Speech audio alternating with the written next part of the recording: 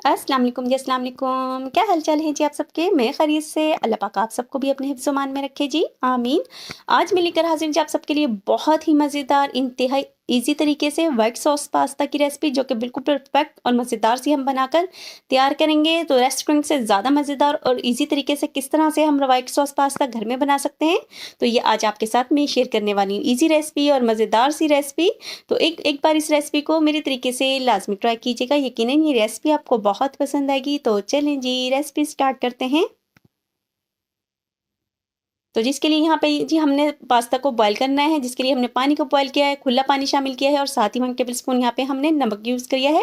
1 tablespoon ही यहाँ पे cooking oil शामिल करेंगे ताकि हमारा जो पास्ता है खिला-खिला सा बने। तो यहाँ पे स्लैंट की शेप का पास्ता मैं यूज़ कर रही हूँ।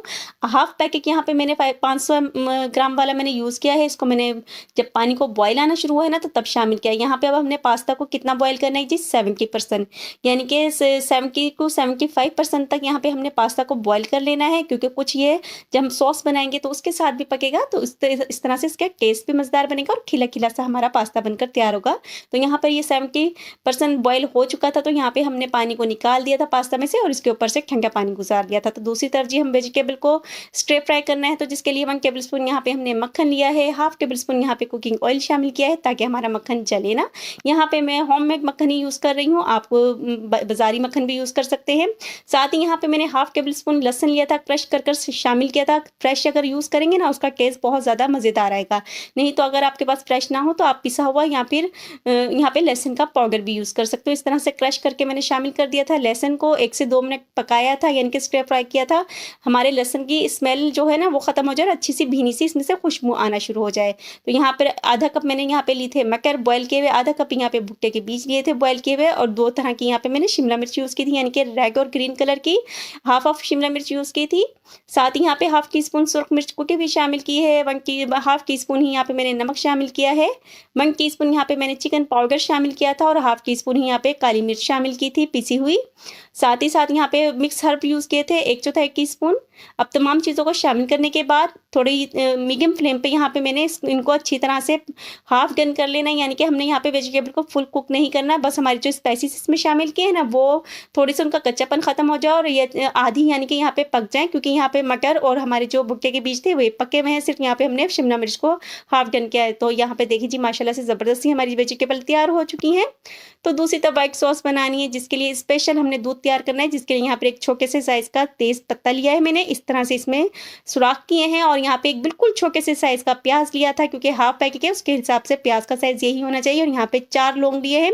अब ये जो हमने तेज़पात में सुराख किए थे ना, इसमें इस तरह से अटैच कर देंगे लौंग को हमने प्याज के साथ। इससे जो हमारी व्हाइट सॉस का टेस्ट होगा ना बहुत लाजवाब बनेगा, यानी कि रेस्टोरेंट से बहुत ज़्यादा हाई लेवल का, यानी कि ये पास्ता हमारी सॉस बनकर तैयार होगी। तो इस तरह से मैंने अटैच किया है। दूसरी तरफ जी मैंने लिया था 2.5 कप यहाँ पे दूध। अच्छा जी यहाँ पे इस तरह से फोक की मदद से हमने ये प्याज में भी होल करने हैं ताकि इसका जो जूस है ना अच्छी तरह से हमारे दूध में आ जाए। तो यहाँ पे मैंने ले लिया था जी 2.5 कप दूध दिया। यहाँ पे मैं पैकेट वाला दूध यूज़ कर रही हूँ। यहाँ पे आपको मैं रिकमेंड करूँगी कि पैकेट वाला ही दूध यूज़ किएगा, इससे ज़रा डिफरेंट टेस्ट आता है पास्ता में। तो यहाँ पे हम बॉयल करने छोड़ देंगे, यानी कि बॉयल आने के बाद धीमी आँच करके छोड़ देंगे।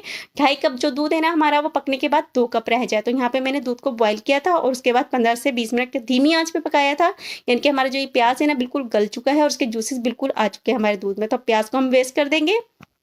दूसरी तरफ जी व्हाइट सॉस बनाते हैं, जिसके लिए हाफ टेबल स्पून यहाँ पे मैंने कुकिंग ऑयल लिया था, 1 टेबल स्पून मक्खन लिया था और 2 टेबल स्पून यहाँ पे हमने मैदा शामिल किया था। क्योंकि व्हाइट सॉस बनानी है ना, अब धीमी आंच करके हमने यहाँ पे मैदे को 3 से 4 मिनट अच्छी तरह से भून लेंगे ताकि जो हमारा मैदा है ना इसका कच्चापन खत्म हो जाए, भीनी भीनी सी इसमें से खुशबू आना शुरू हो जाए। लेकिन ये जले ना ही ये अपना कलर चेंज करे, तभी आपकी सॉस जो है ना बिल्कुल व्हाइट कलर की बनेगी। तो यहाँ पे 2 से 3 मिनट अच्छी तरह से भूना है और जो हमने दूध बनाकर तैयार किया था ना वो शामिल कर दिया है यहाँ पे मैंने।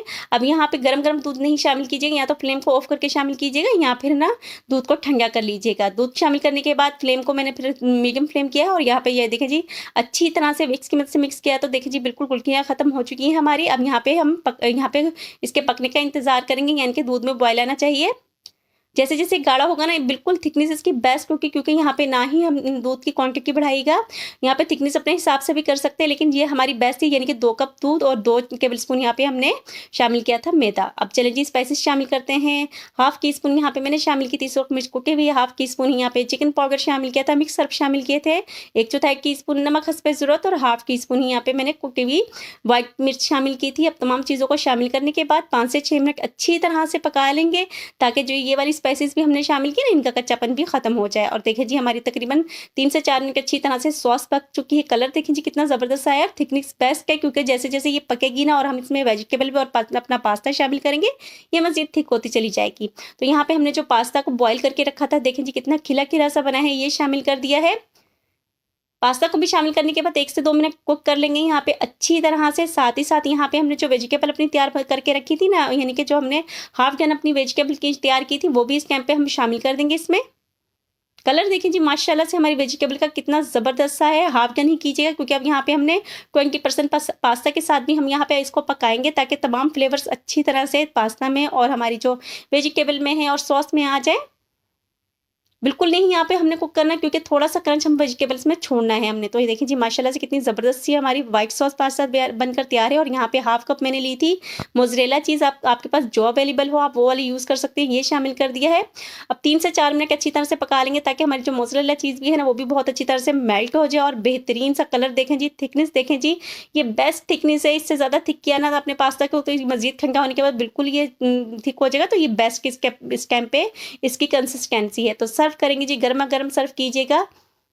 बहुत ईज़ी रेसिपी और बहुत ही मज़ेदार, यकीन माने बनती है। रेस्टोरेंट से ज़्यादा टेस्टफुल और मज़ेदार सी बनती है। बहुत कम कॉस्ट में बनकर तैयार हो जाती है। रेस्टोरेंट्स में हम ये बहुत महँगे दामों जाकर खाते हैं। तो एक बार इस रेसिपी को मेरे तरीके से लाज़मी ट्राई कीजिएगा। और साथ ही यहाँ पे स्प्रिंकल कर दी थी यहाँ मैंने कुटी हुई मिर्च। साथ ही साथ यहाँ पे ब्लैक ऑलिव से मैंने यहाँ पे इसको डेकोरेट किया था। तो ईज़ी रेसिपी और मज़ेदार सी रेसिपी। अगर आपको मेरी रेसिपीज़ अच्छी लग रही हैं तो प्लीज़ लाइक कीजिए, शेयर कीजिए, सब्सक्राइब कीजिए, ताकि मैं मज़ीद इस तरह की रेसिपीज़ आपके लिए बनाती रहूँ।